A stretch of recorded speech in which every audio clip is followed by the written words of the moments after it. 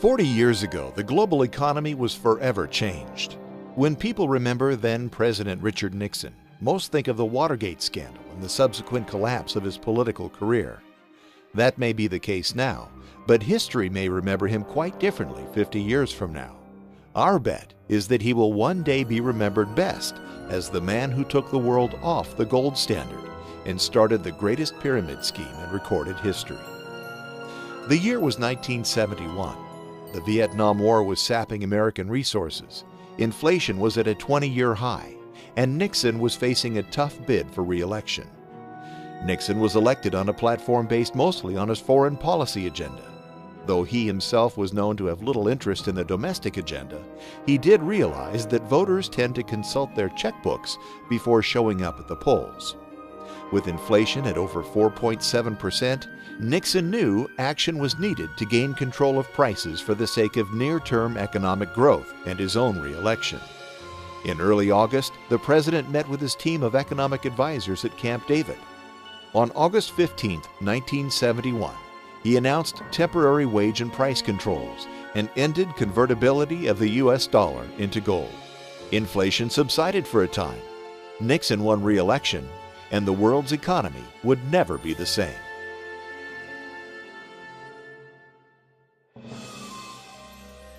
To understand the consequences of Nixon's decision, we have to look back, way back.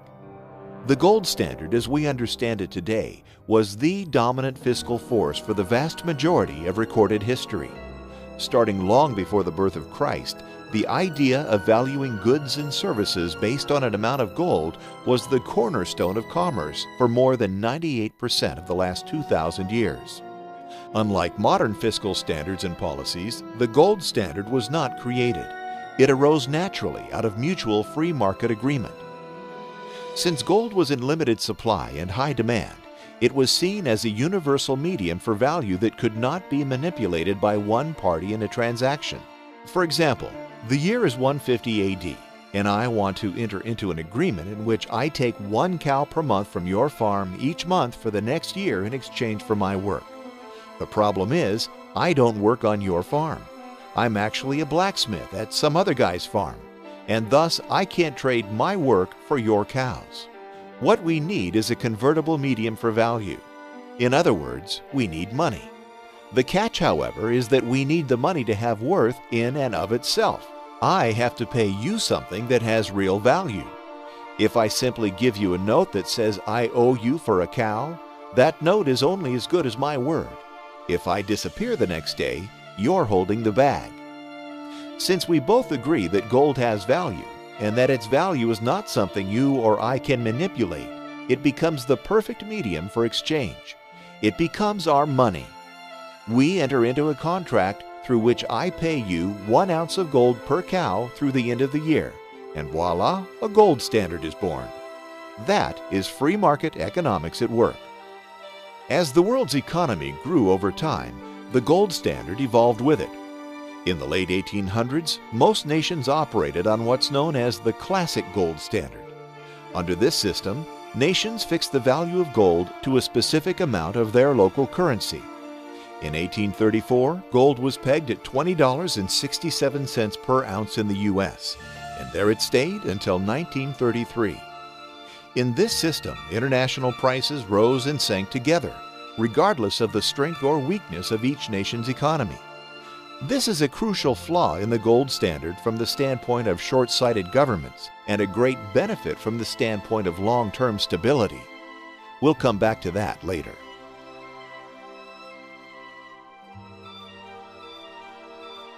Though the consequences of the classic gold standard were complex, it basically worked on the premise that currencies shouldn't really change in value relative to each other. Instead, it held that weaker economies should accumulate less wealth and stronger ones more. Today, currencies change in value relative to each other based on the strength of each nation's economy. This makes wealth relative, which under the gold standard it is not. The significance of this important difference will become more obvious as we continue on. During the classic gold standard period, the balance between imports and exports from country to country was maintained through what's called the price-specie flow mechanism. That's economists speak for when our economy is booming, gold flows to us. When it's weak, gold flows away. Here's an example. Imagine we create some great new American product that everyone in the world wants to buy. Our economy is booming, and there are more goods and services being produced and made available to consumers. Since the value of the dollar is fixed to gold, we can't create more dollars without having more gold. As supply of goods increases and the number of dollars to buy them is unchanged, the price of those goods goes down. It's simple supply and demand. As prices here at home come down, people overseas want to buy our cheap goods, thus our exports increase. As our exports to other nations increase, they send us money, which under the classic standard is the same as gold. Thus, America sees an inflow of gold. As the amount of gold we hold increases, so does our money supply, and prices begin to increase as a result. Likewise, when our economy slows and prices at home increase, we buy more from overseas, and our imports increase relative to our exports. In sum, it looks like this. Economic growth leads to more availability of goods, which leads to prices falling. Falling prices leads to exports increasing, which leads to gold flowing in. Gold flowing in leads to higher money supply, which leads to prices rising, which equals equilibrium. Or economic recession leads to less availability of goods, which leads to prices rising. Rising prices leads to imports increasing, which leads to gold flowing out to other nations. Gold flowing out leads to lower money supply, which leads to prices falling. And that equals equilibrium. In the end, what the gold standard did was create long-term price stability. Local economic growth created falling prices, which were then brought back up again by an inflow of gold. The problem, of course, is that governments don't have the ability to control how quickly and how smoothly the process works. The gold standard, for all its simplicity and stability, does not necessarily fit the time frame of electoral cycles and short-term political goals.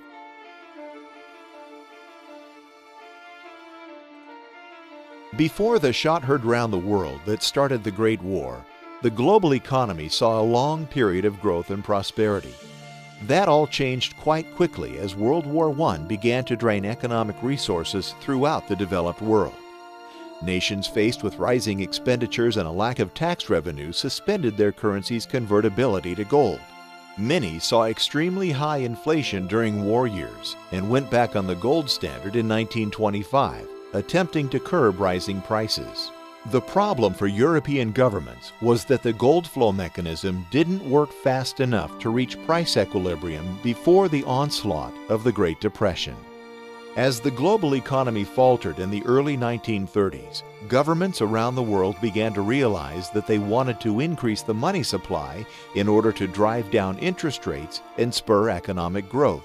The idea was that if only money were cheaper to come by, it would encourage investment and growth through inexpensive borrowing. With a fixed money supply as a feature of the gold standard, central banks had little power to lower interest rates in attempts to create short-term growth. The UK was the first to leave the gold standard in 1931, and much of the world soon followed. There was one saving grace, however. The United States, the issuer of the US dollar, maintained its convertibility to gold.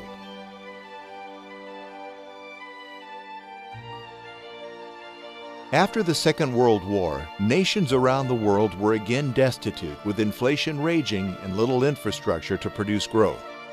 One exception was the U.S., which, relatively speaking, was left enriched by the munitions trade during the first part of the war. As England dumped the majority of their gold into the pockets of U.S. arms producers, the massive imbalances created were too great for the gold standard to correct quickly enough. Thus, the Bretton Woods Agreement was born. Under the new agreement, a new international currency system was created in which foreign currencies were convertible into dollars, which were then convertible into gold. This enabled nations to create flexible fiscal policy and manipulate interest rates to spur growth, while the US dollar anchored the system with its gold convertibility. As time passed, the US dollar became the world's reserve currency. This happened partially because of the strength of the US economy and partially because of the dollar's convertibility to gold. Foreign governments began to buy and hold US dollars instead of gold as a main storage for wealth. At the time, it didn't matter because the dollar was, quite literally, as good as gold. The rest of the world prospered because central banks could artificially stimulate local economies and fan the fires of economic growth. The U.S. prospered because, as the issuer of the world's reserve currency, we could borrow money at almost no cost from the rest of the world. As everyone wanted to hold our dollars in treasury debt, it was as if the world had handed Uncle Sam a credit card with no borrowing limit and basically no interest rate. In the end, money, which used to be in limited supply, was now virtually free for the entire world. The linchpin that held it all together was the simple fact that everyone knew the US dollar could be traded in for a fixed amount of gold at any time. Then came the Vietnam War and our old friend, Dick Nixon.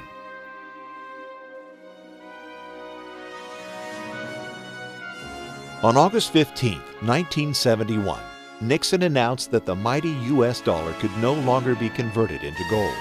One would think that the whole global economy would have collapsed overnight when people realized that their local currency was no longer backed by anything other than a government's word that it had value.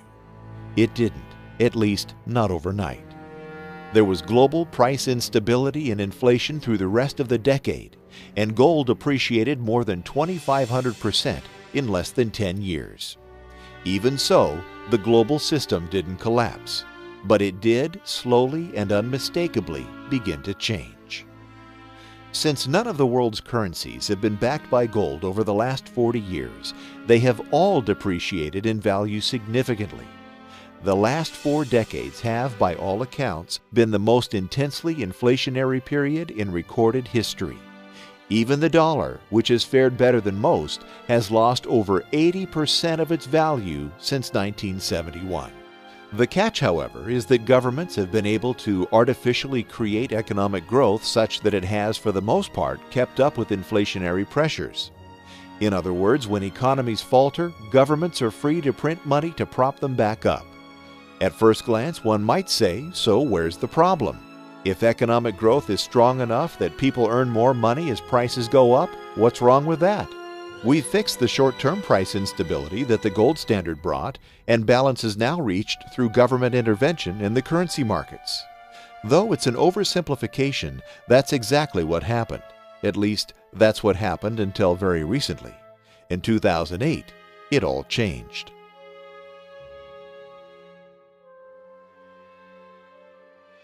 The problem with the new system of inflation and artificial growth is that it discourages saving and encourages borrowing. Think about it. If you know your dollars are going to be worth less tomorrow than they are today, why save them? Buy what you want because you know you'll be able to buy less tomorrow with the same dollars. Better yet, why not borrow money now to buy even more? If your dollars are going down in value, your wages increasing, and prices are on the rise, it makes sense to borrow money today. When you borrow, you'll buy goods at today's low price. When the price increases, the dollars you borrowed will be worth less, and it will take you less work to pay them back, right? Doesn't that sound like what happened with the mortgage industry here in the U.S.? The only problem with this system is that it makes it nearly impossible to save money. Now, instead, you have to invest and earn returns to keep up with the falling value of money. Remember our parents' parents. Was wise investing a virtue for them? Maybe, but it was probably not nearly as important as saving money. That's changed today, hasn't it? Nowadays, it's widely expected that your savings account is not the majority of your net worth. We all buy stocks, real estate, and other assets that produce returns. We have to do this, or inflation will slowly erode the value of our savings. Say goodbye to cash under the mattress and hello to 401ks, investment banks, and big money on Wall Street. Throughout the 80s and 90s and most of the last decade, this system brought unprecedented prosperity to most of the world. The problem, of course, is that it's nothing more than a pyramid scheme. For 40 years, money has been virtually free both here and abroad. This has encouraged borrowing on all levels. Citizens have borrowed from companies to buy goods. Companies have borrowed from banks to loan money. Banks have borrowed from citizens and governments to finance the whole mess, and governments have borrowed from anywhere they possibly can. The whole thing works because of the world's confidence in the U.S. economy and our government's ability to make good on our debts and prop up the world's reserve currency.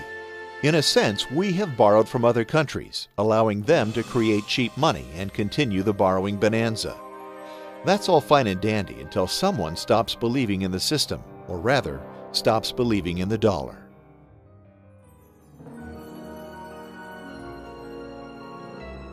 Pyramid schemes tend to run well while there's an ever-increasing amount of money coming in. New money flowing in pays the bills to the old lenders, and everything moves along quite nicely. That is, until the money stops flowing in. Then it all falls apart. Let's go back to our deal concerning the cows from your farm. I want to buy them, but instead of giving you gold, I'm going to give you an IOU. The note would state that instead of giving you 1 ounce of gold for each cow, I would give you 3 ounces. The catch is that I need to take your cow in advance and go sell it to another guy for 4 ounces of gold so I can give you the 3 I owe you. Then you ask, how are you going to find someone to buy this silly old cow for 4 ounces of gold? I reply, it's simple. I'm going to tell him to loan me one of his cows, which I will then offer to someone else for 5 ounces of gold, using the same method to get the third farmer to agree. If you had any sense, you'd tell me to take my gimmicks elsewhere. As soon as one farmer doesn't agree to the deal, the whole plan falls apart. In a sense, that's exactly what happened when the real estate bubble burst in the U.S. 3 years ago.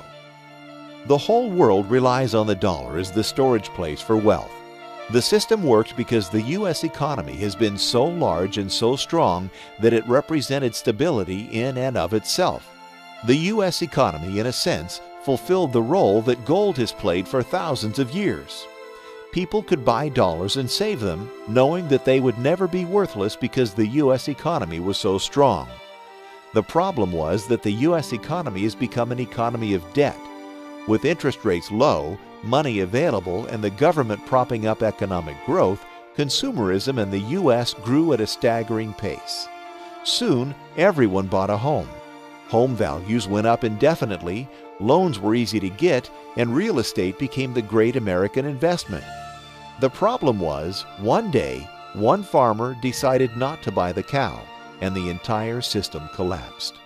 Investors stopped buying mortgage-backed securities. The money stopped flowing and the pyramid came down.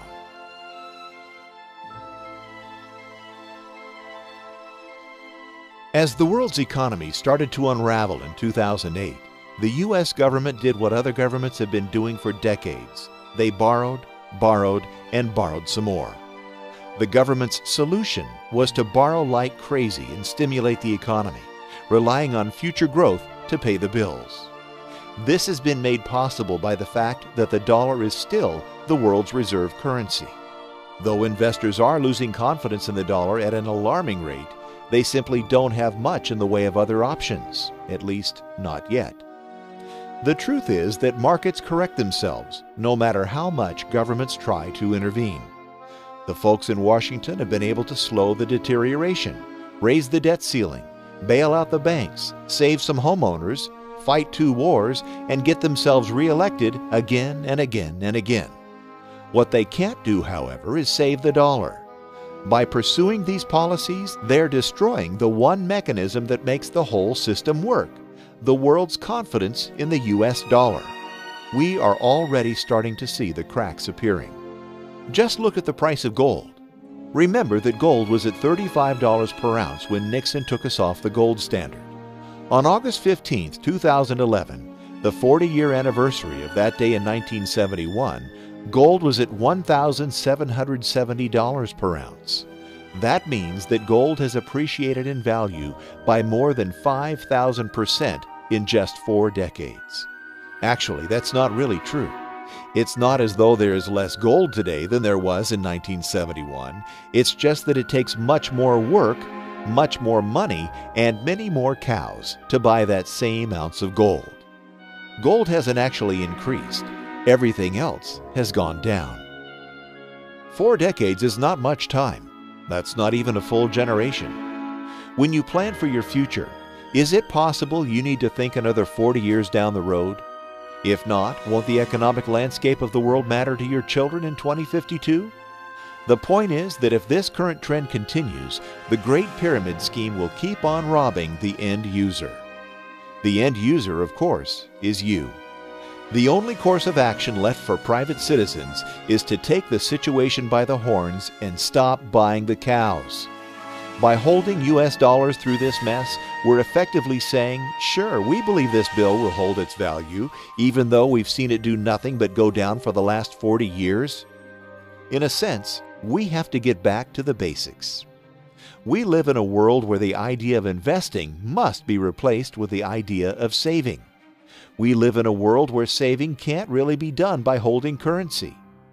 Thankfully, we live in a world where we have the freedom to make our own choices, at least for now.